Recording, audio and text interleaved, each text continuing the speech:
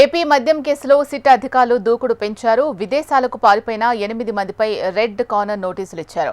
నిందితులందరూ థాయిలాండ్లో ఉన్నట్లు అధికారులు గుర్తించారు. నిందితులను తీసుకొచ్చేందుకు విదేశాంగ శాఖకు సిట్ లేఖ రాసింది. ఈశ్వర్, కిరణ్ కుమార్ రెడ్డి, సైఫ్ అహ్మద్, అవినాష్ రెడ్డి, వరుణ్ కుమార్, బొల్లారం శివకుమార్, అనిరుద్ రెడ్డి, సైమన్ ప్రసన్, చంద్రావతి ప్రద్యుమ్నలకు రెడ్ కార్నర్ నోటీసులు జారీ చేసినట్టు సమాచారం. రైట్, ఇదే అంశానికి సంబంధించి పూర్తి డీటెయిల్స్ మా ప్రతినిధి శ్యామ్ అందిస్తారు. శ్యామ్, చెప్పండి అప్డేట్స్. గుడ్ ఆఫ్టర్నూన్ శైల. ఈరోజు చూసుకున్నట్లయితే ఏదైతే ఏపీలో అలాగే దేశవ్యాప్తంగా సంచలనం కలిగిస్తూ ఉందో మద్యం కుంభకోణ కేసులో సిట్ దూకుడు అనేది పెంచింది. మరో 20 రోజుల్లో రెండో ఛార్జ్షీట్ దాఖలు చేస్తామని ఇప్పుడే ప్రకటించింది సిట్. దానికి సంబంధించి కూడా ఇప్పటికే మొత్తం అన్ని రకాల ఏర్పాట్లు అయితే చేస్తామని, ముఖ్యంగా ఈ కేసులో A1 నిందితుడిగా ఉన్న కేసిరెడ్డి రాజశేఖర్ రెడ్డికి సంబంధించి మొత్తం అతని అనుచరులు మొత్తం 8 మంది ఉన్నట్లు గుర్తించింది. వారి ద్వారానే విదేశాల్లో డబ్బులు పెట్టుబడి పెట్టినట్లు కూడా గుర్తించింది. దీనికి సంబంధించి కూడా ఆ 8 మంది నిందితులకు సంబంధించిన డేటాను కూడా సిట్టు సేకరించింది.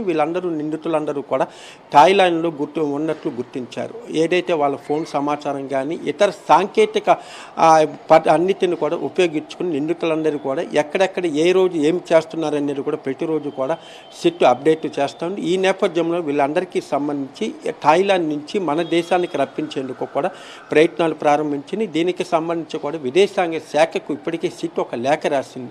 అంటే ప్రధానంగా ఇతర దేశాల్లో ఉన్న నిందితులను తీసుకువచ్చేందుకు కూడా ఆయా రెండు దేశాల మధ్య కొన్ని ఒప్పందాలు ఉంటాయి.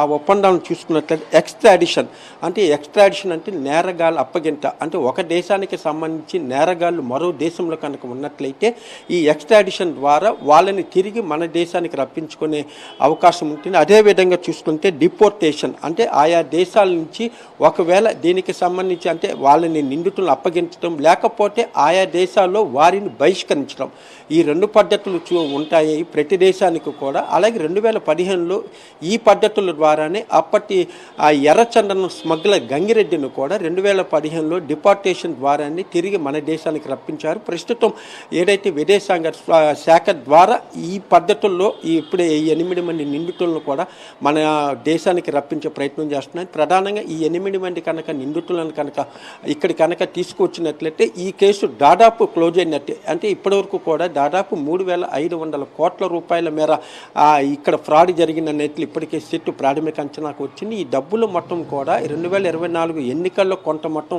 ఖర్చు పెట్టినప్పటికీ కూడా పెద్ద సంఖ్యలో డబ్బులు ఇతర దేశాలకు అహవాల రూపంలో పంపించారు అనేది కూడా చాలా కీలకమైన ఆధారాలను కూడా సిట్ సేకరించింది. ఇప్పటికే ప్రిలిమినరీ ఛార్జ్ షీట్లో దీనికి సంబంధించిన అంశాలన్నీ కూడా పొందుపరిచింది. త్వరలోనే మరో ఛార్జ్ షీట్కి కూడా సిట్టు సిద్ధమవుతోంది. ప్రధానంగా ఈ కేసిరెడ్డికి సంబంధించిన మొత్తం ఈ నిందితులు ఈశ్వర్, కిరణ్ కుమార్ రెడ్డి కానివ్వండి, సైఫ్ అహ్మద్, ముప్పడి అవినాష్ రెడ్డి, అలాగే ముప్పడి అనిరుద్ రెడ్డి, వరుణ్ కుమార్, బొల్లారం శివకుమార్, సైమన్ ప్రసన్, చంద్రవతి ప్రద్యుమ్న ఈ 8 మంది నిందితులను కనుక తీసుకువచ్చినట్లే దాదాపు కేసు ఒక కొలిక్కి వస్తుంది. అయితే ఇక ప్రధాన పాత్రధారి ఎవరు అనేది తేలనుంది. ఇప్పటికే చూసినట్లయితే ఈ కేసులో అప్పటి మద్యం శాఖ నిర్వహించిన మాజీ ఉప ముఖ్యమంత్రి నారాయణ స్వామి కూడా సిట్ నోటీసులకు రాకపోతే ఒక ఇన్స్పెక్టర్ నేతృత్వంలో వారి నివాసానికి వెళ్ళి ఇప్పటికే అతనిని కూడా విచారించడం పూర్తయింది. అతను కూడా దీనికి సంబంధించి కొన్ని కీలక వ్యాఖ్యలు చేశారు. తాను పూర్తిగా సిట్ అధికారులకు సహకరిస్తాను, ఈ కేసుకు సంబంధించి చాలా పెద్ద మొత్తంలో డబ్బులు చేతులు మారినప్పటికీ కూడా తనకు ఎటువంటి ఒక రూపాయి కూడా తనకు రాలేదు,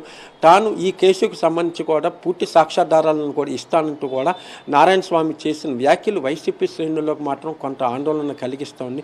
ఏదైనప్పటికీ కూడా ఇప్పుడు ఈ కేసుకు సంబంధించి సిట్టు దూకుడుగా వ్యవహరిస్తుంది. మరోవైపు చూసుకుంటే ఇదే కేసుకు సంబంధించి ఈడీ కూడా దూకుడు ప్రదర్శిస్తోంది. శర్వాణి డిస్టిలరీకి సంబంధించి కూడా ఏదైతే శరత్ చంద్రారెడ్డి ఉన్నారో శరత్ చంద్రారెడ్డిని కూడా ఈ నెల 28న ఈడీ తన ముందుకు విచారణకు రావాలంటూ కూడా నోటీసులు జారీ చేసింది. అతను శరత్ చంద్రారెడ్డి కూడా ఇప్పటికే ఈ కేసులో అప్రూవర్గా మారతానని కూడా ప్రకటించారు. కాబట్టి ఈడీ కూడా అతన్ని కనుక విచారించినట్లయితే మరింత సమాచారం వచ్చే అవకాశం ఉంది. నిందితులను తీసుకొచ్చేందుకు విదేశాంగ శాఖకు సిట్ లేఖ రాసినట్టుగా తెలుస్తోంది. సో దాని మీద ఎటువంటి రిప్లై వచ్చే అవకాశం ఉంది? అంటే ఏదైనా సరే ఒక దేశానికి సంబంధించి ఇతర దేశాల నిందితులు పారిపోవటం అనేది సర్వసాధారణమైన విషయం. ప్రస్తుతం ఈ మద్యం కుంభకోణం కేసులు దాదాపు 3,500 కోట్ల రూపాయల మేర ఈ కేసులో కుంభకోణం జరిగినట్లు తెలుస్తూ ఉంది. ఈ కేసులో నిందితులందరూ ఎప్పుడైతే ఈ ఏడాది ఫిబ్రవరిలో సిట్ అనేది ఏర్పాటైంది, అప్పటి నుంచి కూడా మార్చిలో చూసుకున్నట్లయితే మాజీ పార్లమెంట్ సభ్యుడు, రాజ్యసభ సభ్యుడు ఏదైతే ఉన్నారో విజయసాయి రెడ్డిని విచారించిన తర్వాత సిట్ అనేది తన దూకుడు పెంచింది. దీనికి సంబంధించి కూడా మొట్టమొదటిగా ఈ కేసులో కీలక నిందితుడైన కేశిరెడ్డి రాజశేఖర్ రెడ్డిని ఏప్రిల్లో సిట్టు అరెస్ట్ చేసింది. దాని తర్వాత ఎప్పుడైతే కేశిరెడ్డి రాజశేఖర్ రెడ్డి అరెస్ట్ అయ్యారో అతని ప్రధాన అంచులందరూ కూడా విదేశాలకు పారిపోయారు. ఈ విదేశాలకు పారిపోయిన వారిని తీసుకురావాలంటే తప్పనిసరిగా విదేశాంగ శాఖ అనుమతి అవసరం. వారి సహకారంతోనే నిందితులను తీసుకొచ్చే అవకాశం ఉంది. కాబట్టి ఇప్పటికే మన ఏదైతే ప్రత్యేకమైన దీనికి విచారణకి నిమిత్తం ఏర్పాటు చేసిందో ఈ సిట్టు ఇప్పటికే విదేశాంగ శాఖకు ఒక లేఖ రాసింది. ఏదైతే నిందితుల వారి వివరాలన్నీ కూడా విదేశాంగ శాఖ తెలిపింది. వాళ్ళందరూ ఎక్కడ ఉన్నారు, వాళ్ళందరికీ సంబంధించిన నేర ప్రవృత్తి వీటన్నిటిని కూడా విదేశాంగ లేఖ రాసింది. ఈ నేపథ్యంలోనే వీళ్ళందరిపైన కూడా రెడ్ కార్నర్ నోటీసులు కూడా జారీకి కూడా విదేశాంగ శాఖ ఇప్పటికే అనుమతి ఇచ్చింది. అలాగే వీళ్ళ 8 మంది నిందితులను ఆయా దేశాలకి అక్కడి నుంచి కూడా ఆ దేశ సహకారంతోనే వాళ్ళందరినీ కూడా తీసుకువచ్చే ప్రయత్నాలను కూడా ప్రారంభించింది. విదేశాంగ శాఖ ఇందులో కీలకమైన పాత్ర పోసి విదేశాంగ శాఖ సపోర్టుతోనే నిందితులందరినీ ఇక్కడ తీసుకొచ్చే ప్రయత్నం చేస్తూ ఉంది.